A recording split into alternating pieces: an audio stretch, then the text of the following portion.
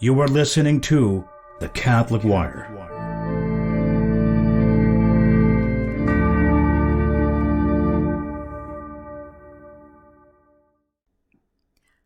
Welcome back. We are here with part 3 of Mothering Littles on the Christian Mother. I'm Wendy Haught, and I'm delighted to introduce you to this episode with Anna Sandquist and Michelle Landsgard. I think you're just going to love this segment as much as the previous two. We cover everything from the beauty of our faith to putting hubby first to overwhelm. So stay tuned, grab a cup of coffee or a cup of tea, put your feet up and take a little rest and enjoy some inspiring words from two young moms.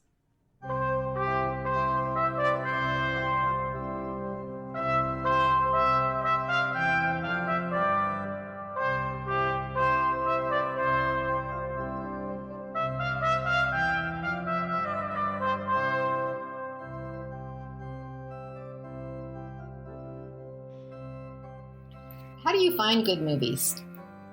For us, we just usually Saint movies are typically pretty good, like Saint Therese or Our Lady of Fatima. And then as far as movies of the world, I guess, or secular movies, that's kind of one that I don't really have. I think it's so easy for me to see the not so great things in movies. So I have a really hard time playing them in my home, I guess. We just rarely watch movies. So if I had maybe seen more movies that were geared toward children, that would be different. But I think The Sound of Music is really good, and then movies kind of in that genre. But yeah, you have to go older, right? Right. I was gonna say that we like classical, black and white movies and shows. Little Rascals, I Love Lucy. I think they're innocent, and I think they're still good and enjoyable for myself also. So there's also a sense of nostalgia for you and your husband, because you guys kind of grew up watching a lot of those older good movies, and for me, I did not. And so I just kind of have a hard time with movies because I've seen so many that I would my children never watch, and so it's one I don't understand. I had the problem with when I was raising my kids where I would remember this movie and think it was really good and tell them, let's watch this. And then I'm like, oh my God. I mean, once you get a certain place in your faith, you realize that things you thought were okay 5 or 10 years ago or 20 years ago are not. Right. And so then I'm like,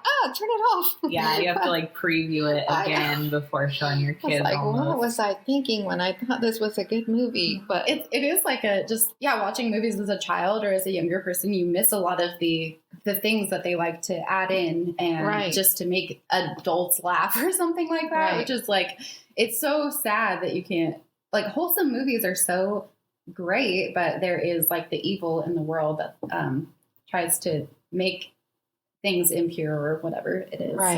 Right. So movies are definitely one of the most difficult issues I've found.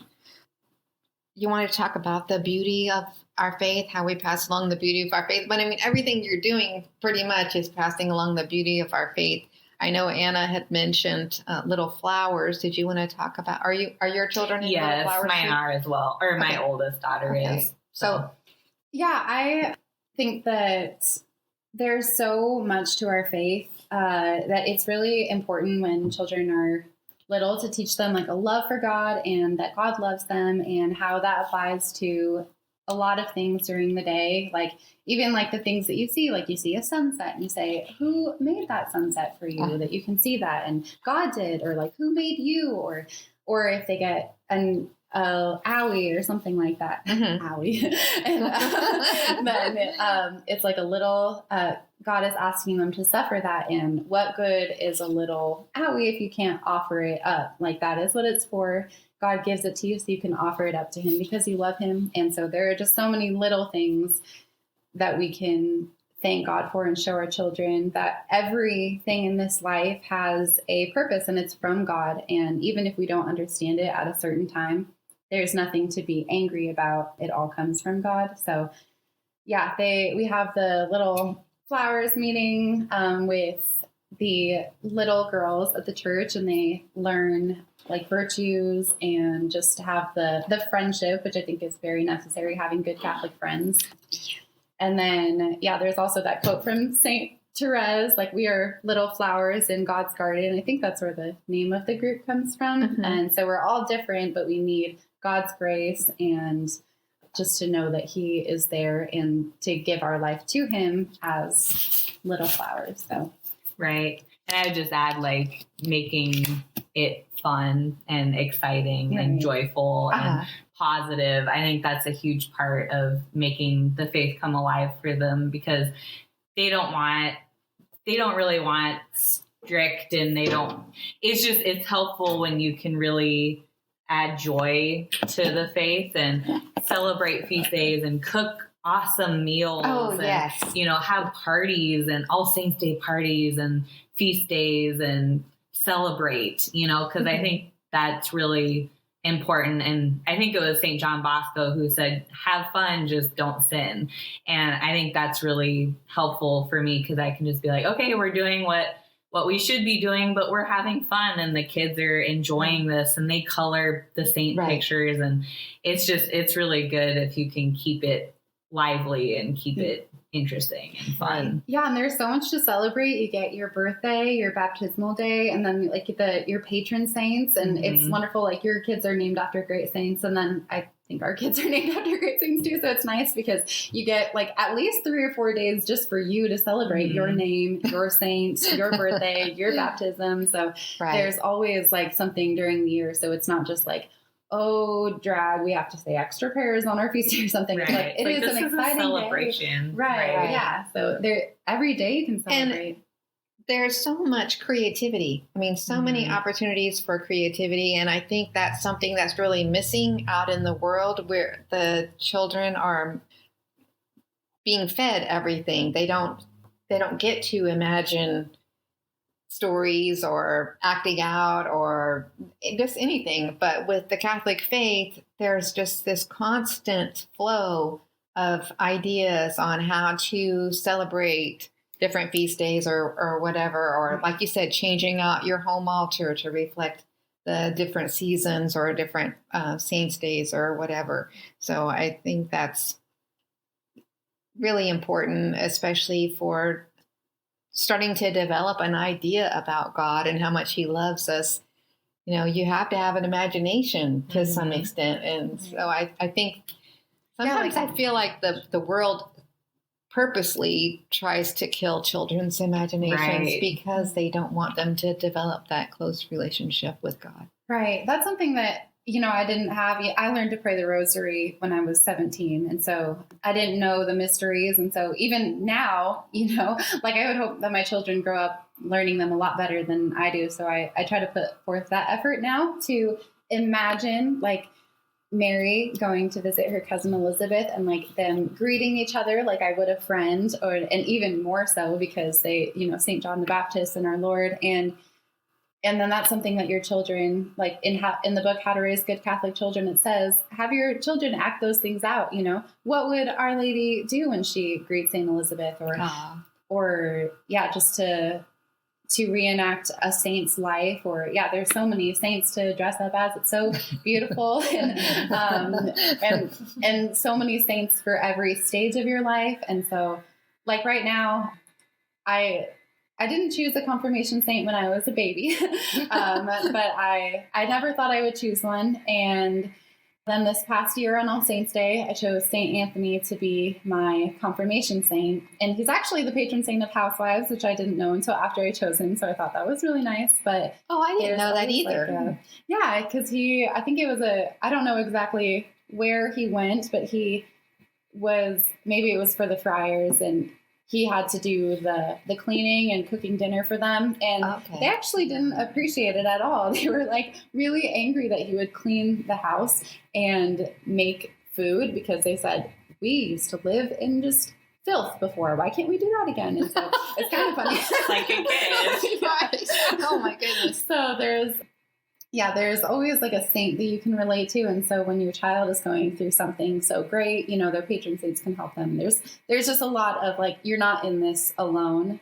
there's always like a friend. The saints are our friends. So, right.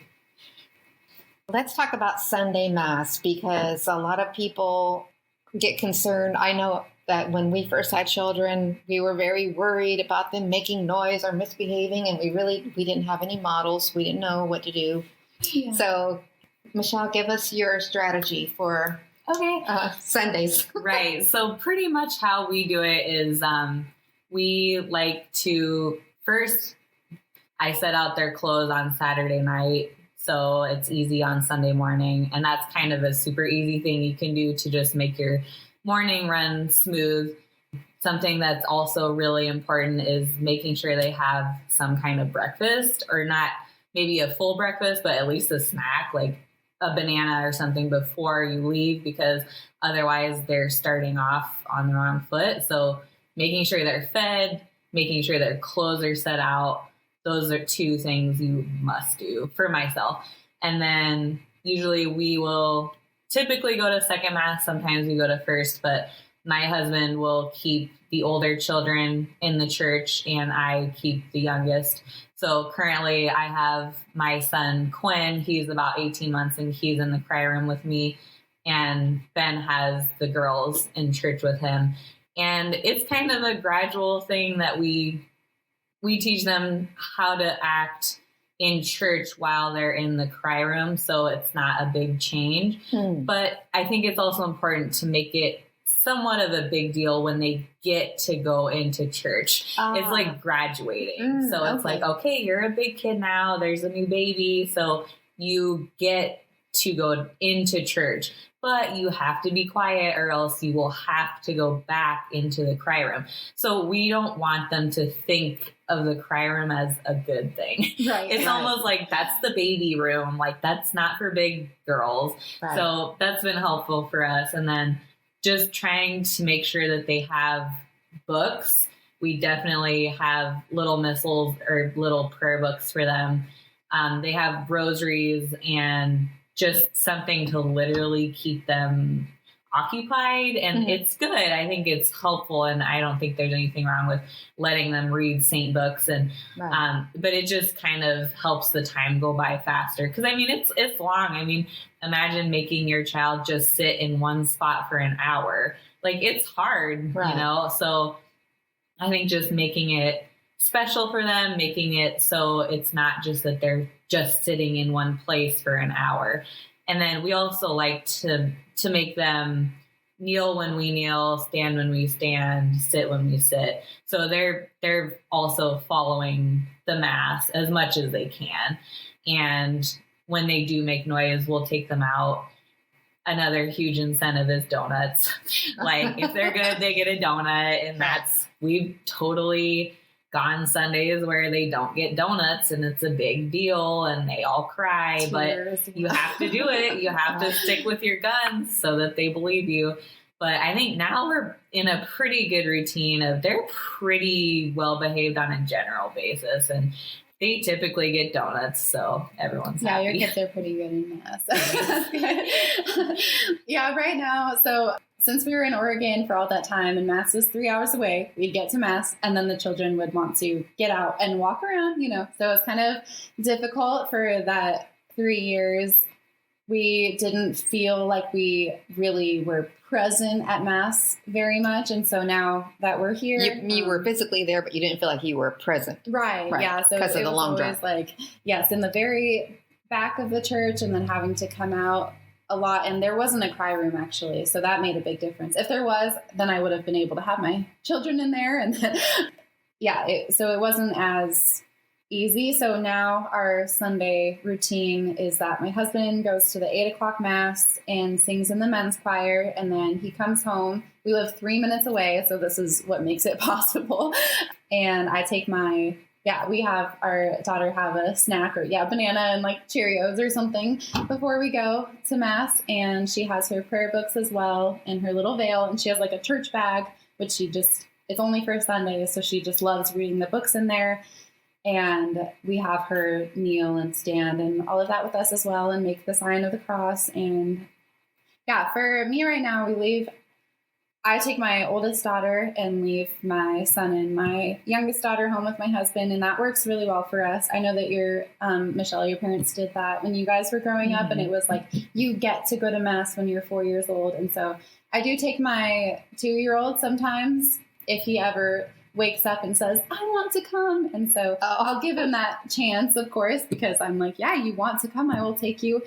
But typically about 30 minutes in, he starts getting pretty restless. And so I won't take him every time unless he asks at this point. But it is really nice to just go and be in the church the whole time and be able to really be there with my daughter, like showing her the missal and all of that. So I don't think it's a phase for us that will last a very long time because we'll have hopefully more babies. So the babies are not here right now, but they will hopefully come. And so that'll change it. We probably will go to the same Mass again, but for this little moment, this is what we have. And I would definitely just give your children grace, especially like 4 and under. It's, if they can be quiet for that hour, that's kind of something to strive for. And then after that, reading books. And then when they're 5, 6, 7, they'll have their little missal and all of that. So, but just give them, or have patience. Try to keep that in mind. So do either of you give your girls hats to wear, or are they both wearing veils, or? We kind of go back and forth. Usually they prefer veils, but I wish they would prefer hats because they're easier, but it's kind of their mood for the morning and I don't fight it. So if they want to wear a veil, I just say sure. But because some little girls will play with them or put them back on and off and so forth. So I didn't. Yeah, that's true. But they probably do that with a hat too. Right. Yeah, our daughter wears a veil. And I don't have too much. We don't have hats, so there's also that. Right. So there you go. Okay, we've talked a lot about the children and all, but let's talk about the husband. And we don't want to neglect him. How is that working out? I know that I was very worldly before I got married, and for many years after I got married, and had children. And I guess I had just absorbed from the culture that you put your children first. And I finally read a book that said, your husband is supposed to be first. And I was shocked. And so I had to spend a lot of time thinking about that and changing my ways of priorities. And so how have y'all dealt with that, with the issue of putting your husband first when you have the little children that need you so much and you're tired and there's, all kinds of things going on? Right. So I think for me, it's really important to make a point of once a week having a date night, but we don't go out once a week, but we'll just have a night where we eat snacks, and we usually have like popcorn, and we'll watch a movie or we'll talk or we'll play a board game, and that's just our night. So we'll put the kids to bed early, and that's like our date night. So it's usually like Wednesdays. So I look forward to it. He does too. I don't really cook that night. I just give the kids leftovers, and it's like we kind of reset and get on the same page. So that's important for me. And then also we try to go out at least once a month, like out. So we get a babysitter where, my parents or my sister. So we'll get someone to watch the kids and we'll just go out on a date. And I think that's really important for me because I don't know if we want to get into love languages, but mine is quality time. So I need that one-on-one. He's listening to me when I'm talking, and just one-on-one, nothing else, no kids, no distractions. So that's really important. And then also I would just say making sure his basic needs are filled. Beyond that, it's hit and miss because the kids need attention, and you'll go through stages where you kind of have to put the kids because they're sick or they're teething or they're whatever. So you kind of have to put them first, but you have to make sure his basic needs are filled. So he's got, breakfast, lunch, and dinner. He's got whatever, but clean clothes, exactly. So just making sure that those are filled. And beyond that, when you have the time and the energy, definitely putting more effort into your marriage, but always making sure basic needs are there. Mm-hmm. Yeah, I definitely agree with that, especially like what you said, Wendy, when like when you in the world, it seems like you should put your children first, and they're just like you're at their beck and call, and then when your husband gets home, you're kind of too tired, like, okay, you make dinner, you take care of the kids, you do this and this. And it's easy to fall into like our fallen human nature and the trap of like the worldly ideas and stuff. So I think one wonderful thing about our faith is that when you are married in the church, you get all of the graces necessary to have a good marriage. All you have to do is like pull from that well of graces and ask for them. And so that's something to remember during the different seasons of like postpartum or nursing or babies waking up all night and things like that, that you can ask God for the graces to remember to like help put your husband first. And I agree, like basic needs, your husband shouldn't like leave for work without lunch or not have food, or dinner should be ready when maybe they expect it to be, and things like that. And then as far as like when your husband comes home, I think it's good to make sure that he is able to like come home and it is like a sanctuary for him. It's joyful, right, and it's not something that he dreads coming home to, because there will be a time, hopefully later in the night, where as the kids go to bed, then you kind of can wind down. And then that is like hopefully your time together as husband and wife, playing board games. We do that a lot too. We actually don't go out on dates very often. And at first I thought that was something that was like, it's different for everybody, but it's not as necessary for like my husband and I at this point in our life, just because it's really difficult to leave our child who has like health issues. And so we just try to make sure that we are on the same page. We get the quality time together. And yeah, it's kind of a daily promise that you have to make, that you're going to put each other first. And I think with that comes like self-sacrifice. Like you can't put yourself first. It's not you, then your children, then your husband. It's like your husband, then your children, and then you sacrifice that. Like you still need to have time to yourself and all of that. But yeah, your husband does come first. They're the head of the family. They should feel that way. You should make them feel that way. Do things for them. I think my husband's love language is acts of service. And so I try to like make sure that the tank is full, or like dinner is on the table when he wants. And then that's kind of like, if you know what makes them happy, you kind of can make sure you're doing that.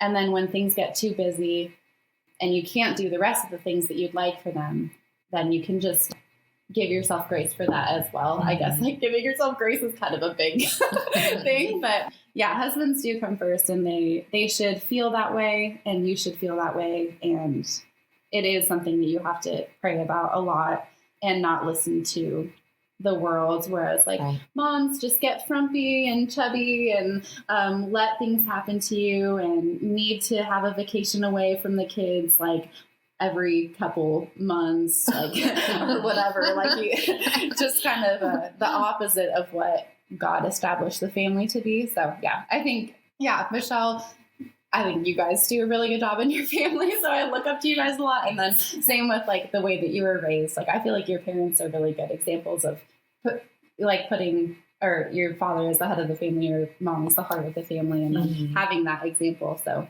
I didn't have that so much, so it's nice to look up to like other people. Right. I had to learn all this stuff too, and the whole idea of making the home a place that he wants to come home to, that's welcoming and cheerful. I had read things about, well, you should put lipstick on before your husband comes home, and I'm like, that's easier said than done. I don't know. Yeah, well, that was what I finally understood was, he wants me to be excited. And so I make sure I jump up and meet him at the door with a smile on my face. Right. I'm happy that you're good. You're here. Yeah. I always tell him that I'm really happy that he's home. And now he can come home for lunch. He wasn't ever able to do that. And so the last year and a half, he's been coming home for lunch. And so I always tell him that I'm thrilled that he's there. And it makes a big difference in your love life and just in your family life and all of that, and in your spiritual life as well. It's kind of like God rewards you for making these little sacrifices, and then it ends up being so wonderful for you. So, and I like to take credit for the workplace being a much happier place. Right. Like, he comes home from work and I give him his recharge, and so then somebody at work doesn't get yelled at or whatever because if he manages other people, because he got to vent to me and tell me what was going wrong and get that off his shoulders, and so I whatever. That's so sweet. Okay, so we're kind of wrapping things up here. We're down to sleep, all these things are all interrelated, and we've kind of hit on some of this stuff, but do you have any special tips? Do you have either of you practiced what is it called? Family bed. Oh, okay. Or you have the baby in the bed with you and the toddler in the bed with you. So we don't really do that. I co-sleep when they're young, like when they're babies, but then around 9 months to a year, they do sleep training. And then at that point, they're in their own bed. For me, it's been mostly because I've had kids really close together. Right. And so usually by the time I'm pregnant with my next, I'm like, okay, you got to get the kid out of the bed because we don't have a super big bed. So I'm like, I don't really want more than one child for sure.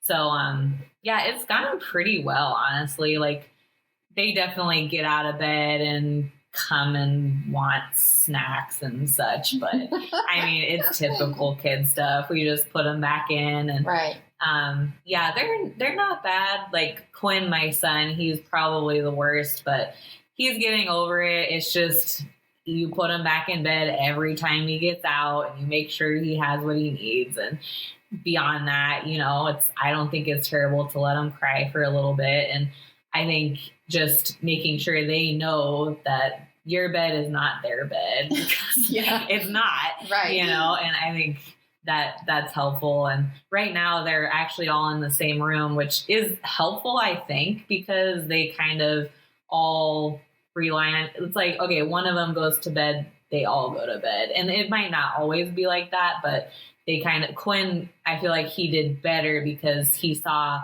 all of his sisters going to bed. And so he's like, oh, well, that's just what we do. Right. So they kind of get into routines and look at each other and try to follow each other's examples. And, they still talk and goof off, but it's nothing we can't handle. So, right.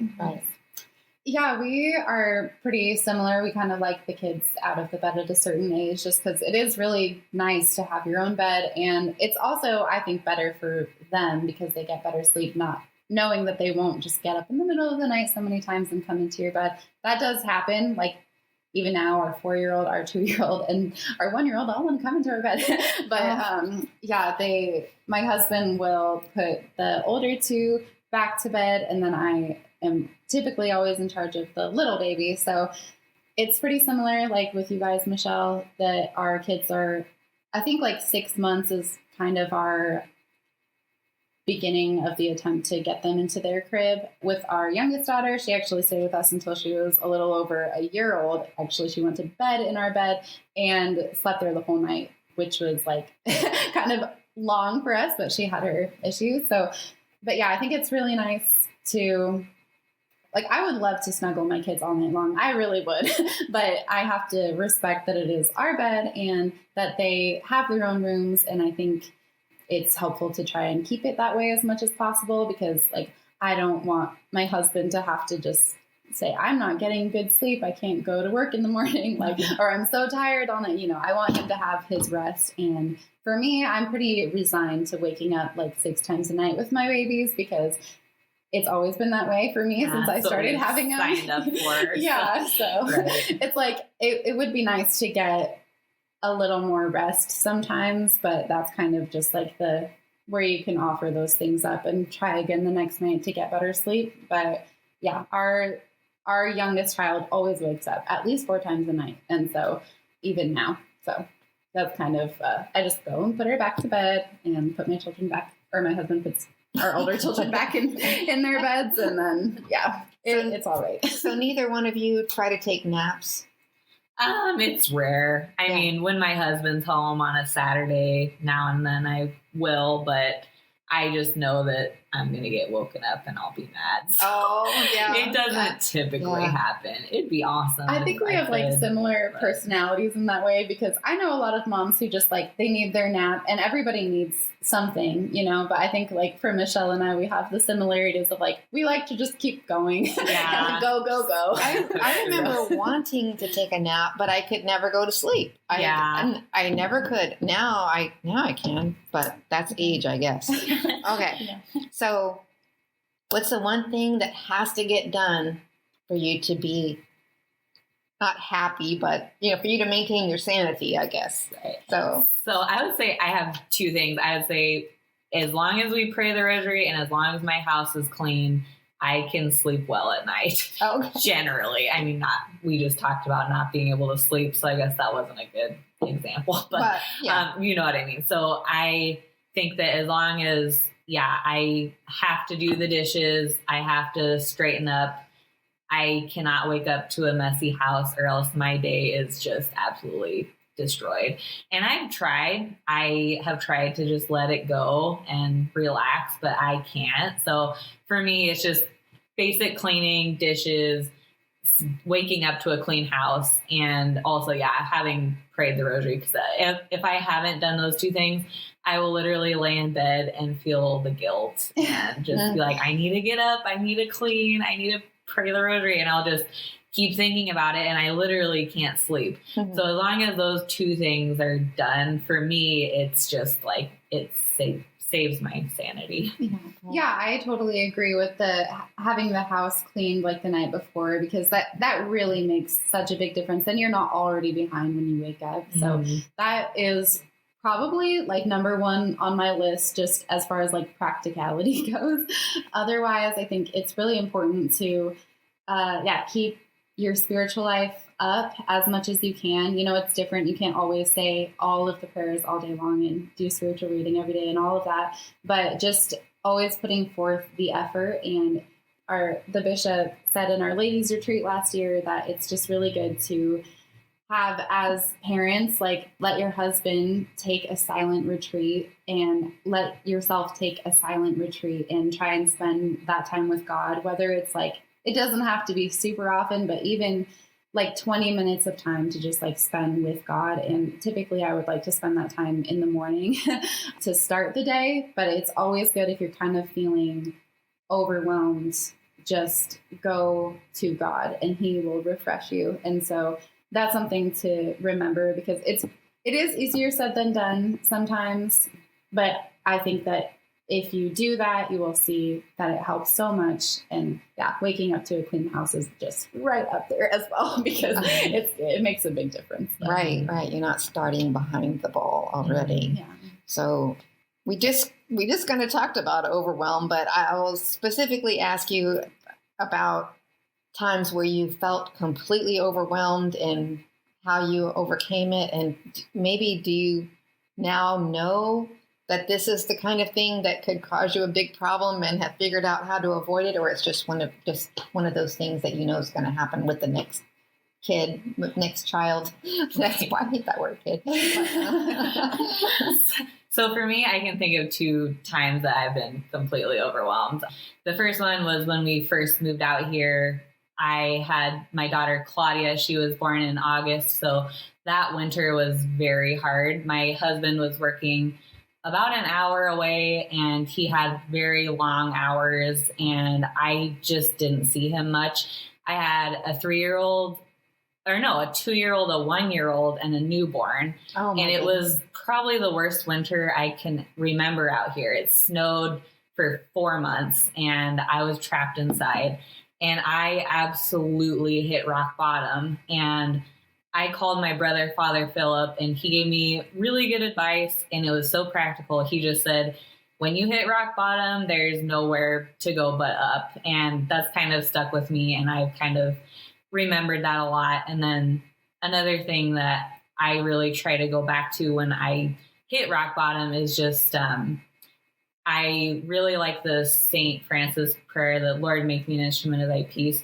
So I'll say that over and over and over. And it's gotten me through some tough times, because it's just like, okay, where there is hatred, let me sow love. Where there is injury, pardon. And that whole prayer is just like, wow, it's just really inspiring. Mm-hmm. And then also just trying to get out of your funk and talk is really important. Just talk to your husband, talk to a priest, just get it out, cry. Like, don't keep it in, because then you're going to explode. And I have done that too. It's better to, when you feel like you're on the verge of exploding, you need to talk and you need to cry. And my second one of being overwhelmed was actually this week. Oh, so all my kids were throwing up. My husband was throwing up. Our car died. My phone got broken, and this was all in 3 days.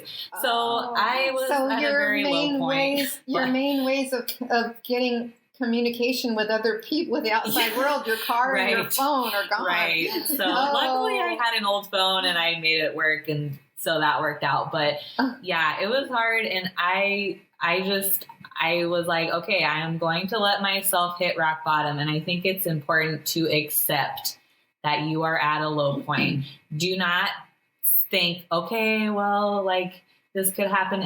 No, that's okay. You're accepting that you're at a low point, but tomorrow I will not be at a low point. So accepting that this is the lowest you're going to be, and then moving forward. So the next day, I tried to get up when I was at 6, and I did what I should do. And I moved past that low point and I got through it. But it's hard, but I think not saying, oh, I'll be fine.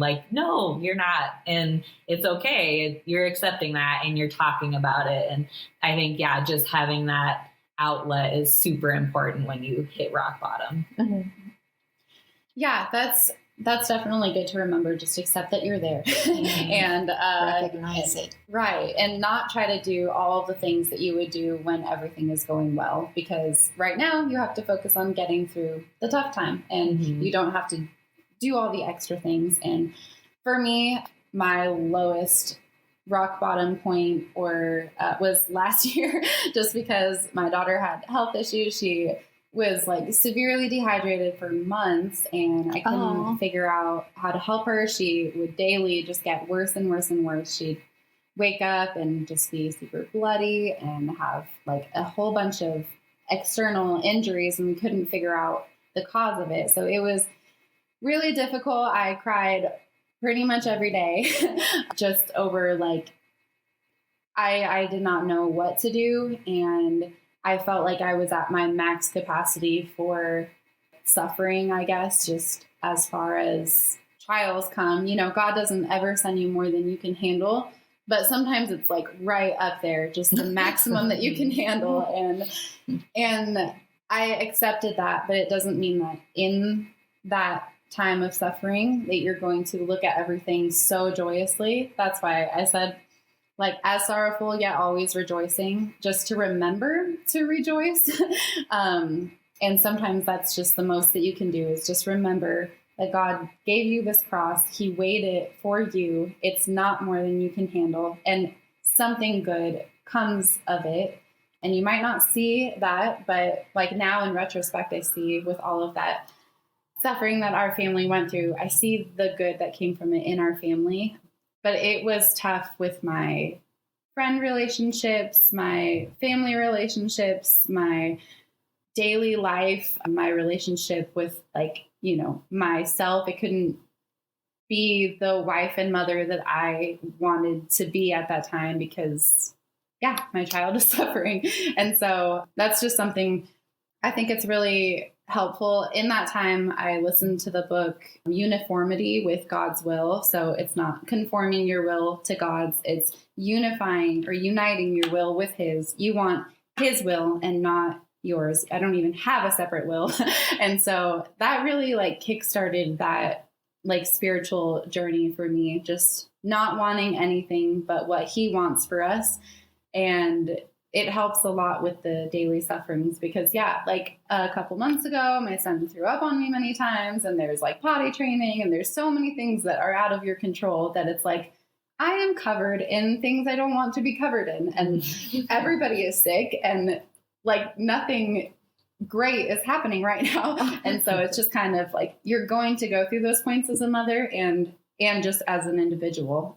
And so just to accept that. Yeah. Right. I'd say really quick too, for me, something active to do when you're at a low point is making a list and just saying things I can control, things I can't control. And I've done that. So you can't control kids being sick. You can control your attitude and your patience. Mm-hmm. You can't control your husband's work hours. You can control how you act when he comes home. So just literally writing it out and be like, I can't control temper tantrums, but I can control how I act when they do have a temper tantrum. So I think that helps just to like actively write it. And then one other quick thing is sometimes it helps when you know, people say you can see the hand of God, and that's really true. Sometimes I think you can see the hand of the devil. Like, you can just be like, okay, the devil is messing with us, and he's pushing us, and he's in our life. He's actively present, just like God.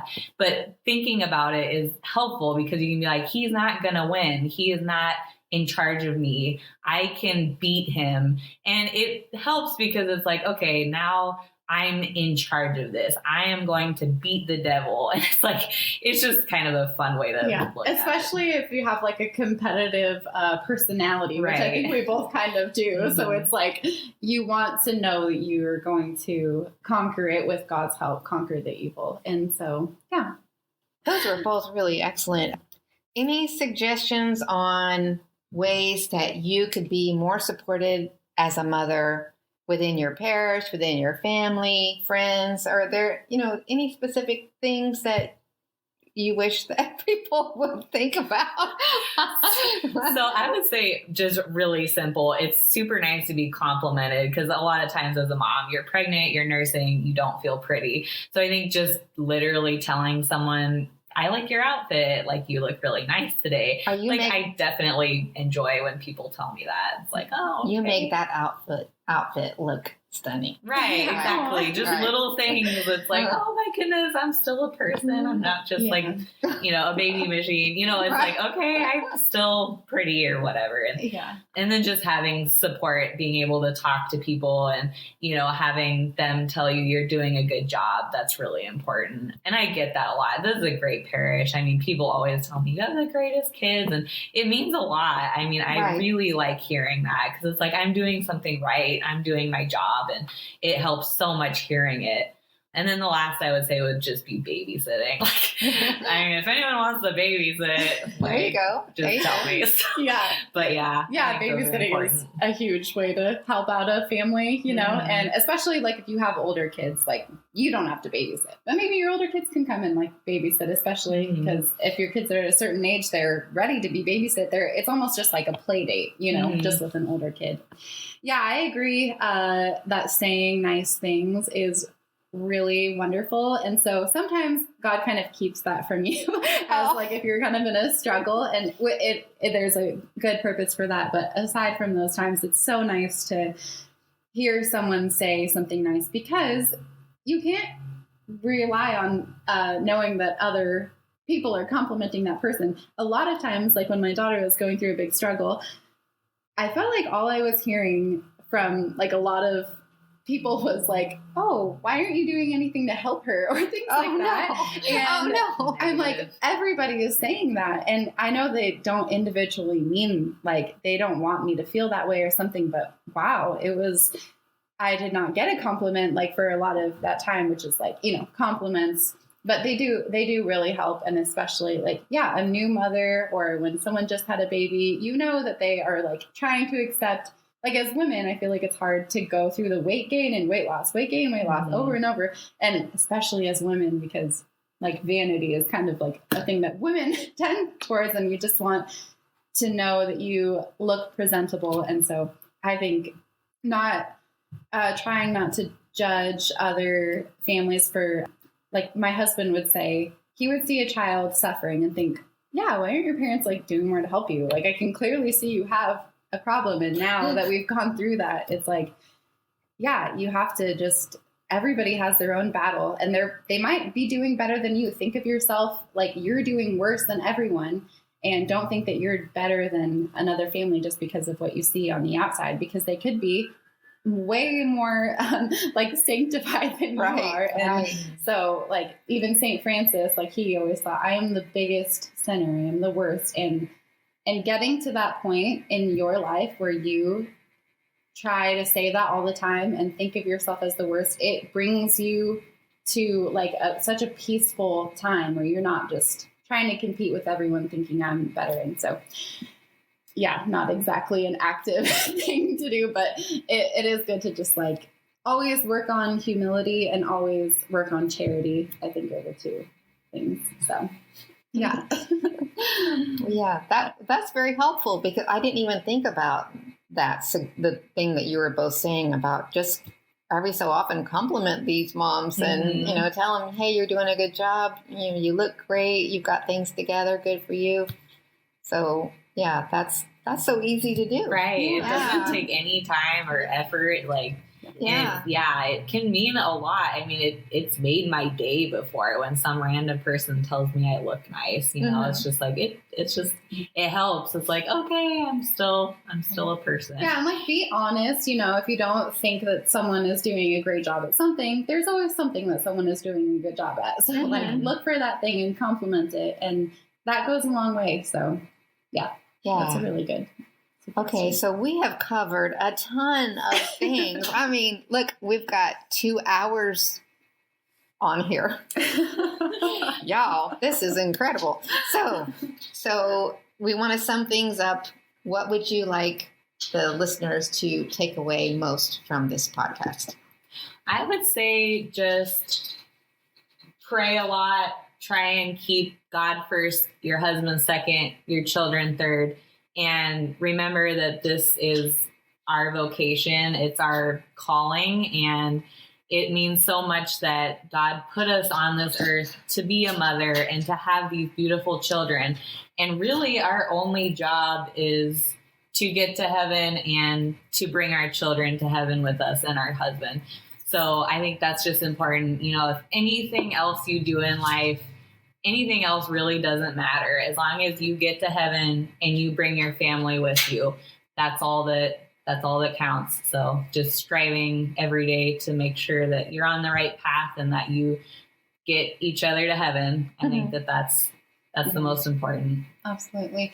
Yeah, I think what I would want moms to take from this is that you don't need to compare yourself to other moms, because everyone's at such a different stage. And it's like with my first child, I was in a different place with my own self, and my husband was. We were doing way different things than we are now.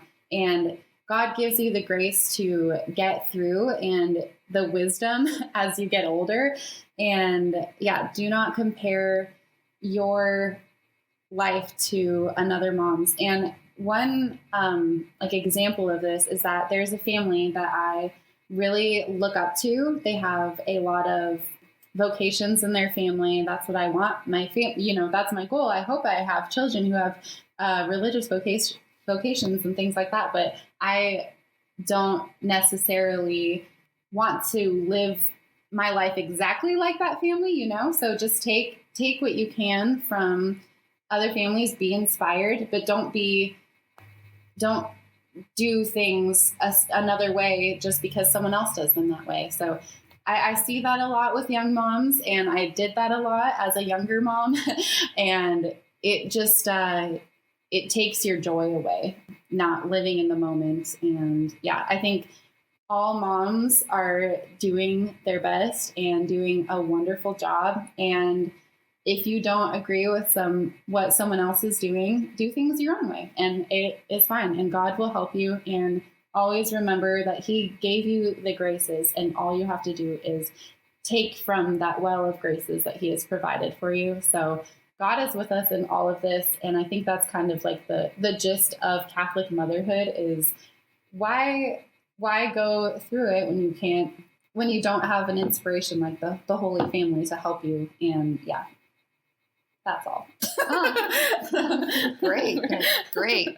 So one last thing, and just a quick, the best part of motherhood so far. Seeing the children grow into their own little unique personalities and just thinking that you're literally raising future saints. I think that that's really awesome. And then just having fun with them and playing and seeing yourself in them. I think that that's really special.